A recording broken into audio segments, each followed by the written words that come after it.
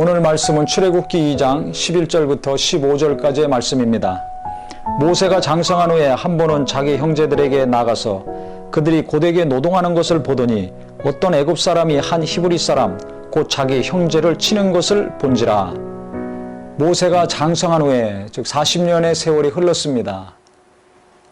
처음에 어머니 품에서 젖을 먹고 잘 자랐습니다. 그래서 자라니까 바로의 딸이 이제 아들로 삼았죠. 그래서 어머니와 이별하고 궁에 가서 이제 40년 동안, 40년이 아니겠죠. 한 30여 년 동안 이제 교육을 받고 성인이 됐습니다. 그런데 이 40세가 됐을 때 무슨 일이 일어났는가?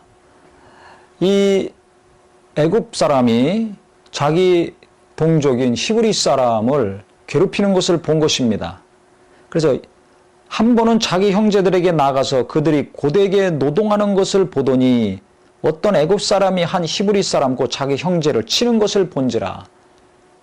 40년 동안 계속해서 히브리 사람들은 고된 노동에 시달리고 있었습니다. 그러니 얼마나 가슴이 아프겠습니까? 그런데 애굽 사람이 와가지고 자기 형제라 그랬습니다. 히브리 사람을 자기 형제를 쳤습니다. 그러니까 대단히 분노가 일어났죠. 왜 분노가 일어났겠습니까? 사랑하는 마음이 있으니까. 동족이라는 것을 안 것입니다. 그래서 그 애굽 사람을 좌우를 살펴 사람이 없음을 보고 쳐서 죽였습니다. 모래 속에 감췄습니다. 근데 이튿날이 돼서 나가서 보니까 동족인 히브리 사람 둘이서 싸우고 있는 겁니다. 그래서 그 잘못한 사람에게 이르되 내가 어찌하여 동포를 치느냐 했더니 그가 이르되 누가 너를 우리를 다스리는 자와 재판관으로 삼았느냐? 내가 애굽 사람을 죽인 것처럼 나도 죽이려느냐? 즉 며칠 전에 애굽 사람 죽인 것을 이 히브리 사람들이 알고 있는 것입니다. 그래서 이 모세가 깜짝 놀래가지고 모세가 두려워하여 이르되 일이 탈로 되었도다. 아, 이걸 많은 사람들이 알고 있구나. 그래가지고 바로가 15절에 보면 이 일을 듣고 모세를 죽이고자 하여 왕이 귀에까지 들어간 것입니다.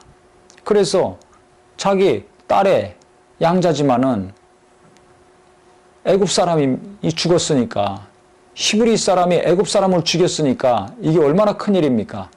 이 살인사건이 일어났으니 그래서 바로가 이 모세를 잡아서 죽이려고 하니까 모세가 바로의 낯을 피하여 미디안 땅에 머물며 하루는 우물 곁에 앉았더라. 지금 미디안 광야로 도망을 간 것입니다. 궁에서 40년 동안 자랐던 자가 하루아침에 살인자가 돼가지고 광야로 도망갔습니다. 이것은 무엇을 의미하겠습니까? 첫 번째는 동족을 사랑하는 40세 모세라는 사실입니다. 그러면 자기 동족을 이와 같이 애굽 사람을 죽일 정도로 사랑한 것은 어디서 배웠을까요? 애굽의 궁에서 배웠을까요? 그 학자들에게서 배웠을까요? 절대 아닙니다. 제가 생각할 때는 어머니 품속에서 자랐을 때 배웠다고 생각을 합니다. 그래서 어머니의 교육이 너무너무 중요합니다. 젖을 먹이고 좋은 옷을 입히고 좋은 것 만들어주고 교육시키는 것으로 만족하지 말고 하나님의 사람으로 어떻게 살아야 될 것인가 심어주고 가르쳐주는 것이 중요합니다. 그 당시 핍박 가운데 시달리던 하나님의 약속이 있는 백성인데 애굽에서 고통 가운데 사는 이 비에 하나님의 말씀과 함께 그 다음에 자기 민족성을 심어줬을 것입니다. 하나님과 함께 우리 민족이 하나님과의 관계에서 어떤 민족인가를 심어주고 어려서부터 가르쳐 주었을 것입니다. 그러니까 바로의 딸을 따라서 궁에 들어가서 살기 이전에 어머니로부터 많은 것을 들었을 것입니다. 3살 볼은 여든까지 간다는 우리 속담이 있습니다. 어려서 어머니에게 귀가 따갑도록 들었던 하나님의 약속과 또 우리와 하나님과의 관계를 그가 들었을 때 히브리 사람들에 대한 애정, 식지 않고 계속 마음에 있었던 것입니다. 고난을 받으면 받을수록 자기 민족에 대한 마음은 컸을 것입니다. 그렇기 때문에 고난 가운데 힘들게 살고 있는 자기 동족을 애굽 사람이 괴롭히고 폭력을 가했을 때 참지 못해가지고 치고 결국 살인을 저질렀습니다. 살인을 저지른 건 범죄입니다. 잘못한 것입니다. 즉 동족에 대한 사랑과 함께 혈기와 미움과 분노가 있었습니다.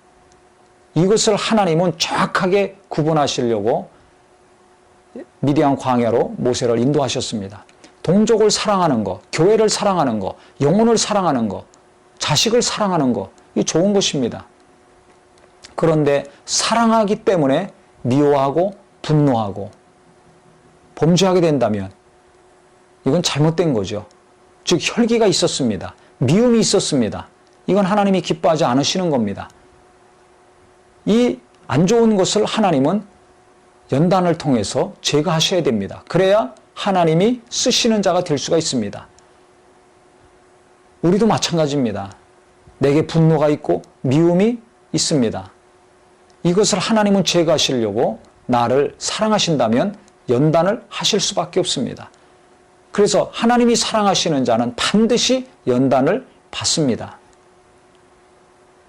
이걸 잘 기억하셔야 됩니다. 하나님이 사랑하시면 이것저것을 부어주시는 것이 아니라 그 부어주시기 이전에 그것을 담을 수 있는 그릇을 만드십니다. 연단은 고통스러운 것입니다. 그래서 그가 이 혈기 왕성할 때 모든 것이 갖춰져서 정말 사회에 진출해서 큰 일을 할 수 있는 이 40세의 나이에 이 살인사건 때문에 광야에 가서 40년 동안 연단받게 됩니다. 혈기가 다 빠질 때까지, 미움과 분노가 다 빠져나올 때까지 어떤 상황에서도 하나님 뜻에 순종하고 하나님 말씀대로 따를 때까지 연단을 받은 것입니다. 나이가 중요하지 않습니다.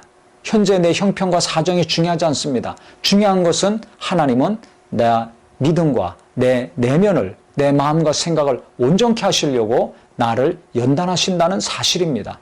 그래서 현실만 보고 좌절하고 낙심하고 암담하게 생각하지 마시고 하나님은 나를 연단하시고 연단이 끝나면 하나님은 놀라운 것으로 나를 인도하시고 나를 높여주시고 나를 채우신다는 것을 아셔서 우리가 하나님을 사랑하고 교회를 사랑하고 성도를 사랑하고 이웃을 사랑하는 것과 함께 겸손하고 온유하고 하나님 뜻대로 순종하는 자가 되셔서 우리 하나님이 함께 하시는 거룩한 역사가 풍성히 이루어지는 복된 자들이 되시기를 예수 이름으로 축원합니다.